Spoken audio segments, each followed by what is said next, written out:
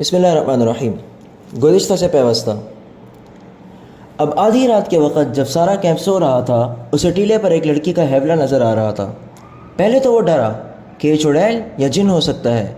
اس نے نئے سنتری کو لڑکیوں کے خیمے پر کھڑا کر کے اسے بتایا تھا کہ اندر 7 لڑکیاں ہیں۔ اس نے پردہ اٹھا کر دیکھا تو دیے کی پہلی روشنی میں اسے 7 بستر نظر آئے تھے۔ ہر لڑکی نے منہ پہ کمبلوں میں ڈھانک رکھا تھا۔ سردی زیادہ تھی۔ اس نے اندر جا کر یہ نہیں دیکھا کہ 7واں بستر خالی ہے اور اس پر کمبل اس طرح رکھے گئے ہیں جیسے ان کے نیچے لڑکی سوئی ہوئی ہو۔ اسے معلوم نہیں تھا کہ 7ویں لڑکی ٹیلے پر اس کے سامنے کھڑی ہے۔ وہ کچھ دیر سوچتا رہا کہ اسے آواز دے یا اس تک خود جائے، یا اگر وہ واقعی میں چڑیل ہے تو اس کے غائب ہونے کا انتظار کرے۔ تھوڑی سی دیر کے انتظار کے بعد بھی لڑکی غائب نہ ہوئی، بلکہ وہ 2-3 قدم آگے چلی اور پھر پیچھے کو چل پڑی اور پھر رک گئی۔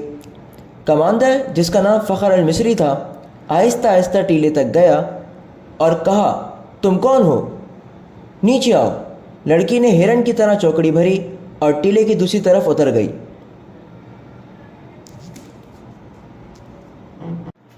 فخر کو یقین آ گیا کہ کوئی انسان ہے، جن چڑیل نہیں۔ وہ تنومند مرد تھا۔ ٹیلا اونچا نہیں تھا۔ وہ لمبے ڈگ بھرتا ٹیلے پر چڑھ گیا۔ ادھر بھی اندھیرا تھا۔ رات کی خاموشی میں اسے لڑکی کے قدموں کی آہٹ سنائی دی۔ وہ ٹیلے سے دوڑتا اترا اور لڑکی کے پیچھے گیا۔ لڑکی اور تیز دوڑ پڑی۔ فاصلہ بہت تھا، لیکن فخر مرد تھا، فوجی تھا، چیتے کی رفتار سے دوڑ رہا تھا۔ ٹیلے کے پیچھے اونچی نیچی زمین، خشک جھاڑیاں اور کہیں کہیں کوئی درخت تھا۔ بہت سا دوڑ کر فخر المصری نے محسوس کیا کہ اس کے آگے تو کوئی بھی نہیں۔ اس نے رک کر ادھر ادھر دیکھا۔ اسے اپنے پیچھے اور بہت سا بائیں کو لڑکی کے قدموں کی آہٹ سنائی دی، اور تربیت یافتہ لڑکی تھی۔ جہاں اسے حسن اور شباب کے استعمال کی تربیت دی گئی تھی، وہاں اسے فوجی ٹریننگ بھی دی گئی اور خنجر زنی کے داؤ پیچ بھی سکھائے گئے تھے۔ وہ ایک درخت کی اوٹ میں چھپ گئی تھی۔ فخر آگے گیا تو وہ دوسری طرف دوڑ پڑی۔ یہ تعاقب آنکھ مچھولی کی مانند تھا۔ فخر کو اندھیرا پریشان کر رہا تھا۔ موبی کے قدم خاموش ہو جاتے تو وہ رک جاتا، قدموں کی آواز سنائی دیتی تو وہ دوڑ پڑتا۔ غصے سے وہ باولا ہوا جا رہا تھا۔ اس نے یہ جان لیا کہ کوئی جوان لڑکی ہے۔ اگر بڑی عمر کی ہوتی تو اتنی تیز اور اتنا زیادہ نہ بھاگ سکتی۔ تعاقب میں فخر 2 میل فاصلہ طے کر گیا۔ موبی نے جھاڑیوں اور اونچی نیچی زمین سے بہت فائدہ اٹھایا۔ اس کے مرد ساتھیوں کا ڈیرا قریب آ گیا تھا۔ وہ دوڑتی ہوئی وہاں تک جا پہنچی۔ اس نے اپنے آدمیوں کو آوازیں دیں۔ وہ گھبرا کر جاگے اور نیچے سے باہر آئے۔ ایک نے مشعل جلائی۔ یہ ڈنڈے کے سرے پر لپٹے ہوئے کپڑے تھے۔ ان کی آنکھ کی روشنی بہت زیادہ تھی۔ فخر نے تلوار سونت لی اور ان کے سامنے جا کھڑا ہوا۔ اس نے دیکھا کہ یہ 5 آدمی لباس سے سفری تاجر نظر آتے ہیں اور مسلمان لگتے ہیں۔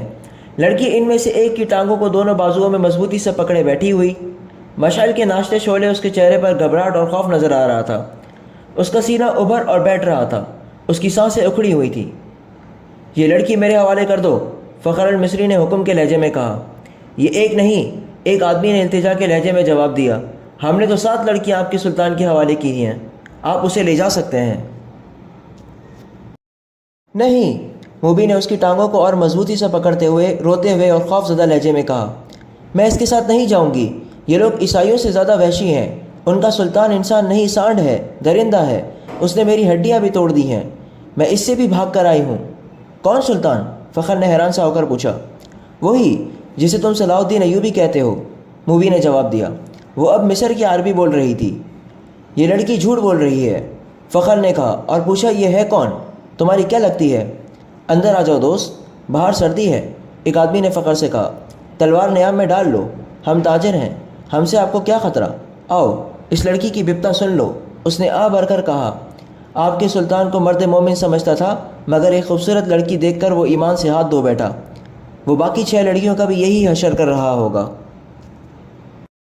ان کا یہ حشر دوسرے سالاروں نے کیا ہے، موبی نے کہا۔ شام کو ان بیچاروں کو اپنے خیمے میں لے گئے تھے اور انہیں بے سود کر کے خیمے میں ڈال دیا۔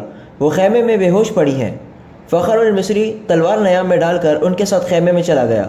اندر جا کے بیٹھے تو ایک آدمی نے آگ جلا کر قہوے کے لیے پانی رکھا اور اس میں جانے کیا کچھ ڈالتا رہا۔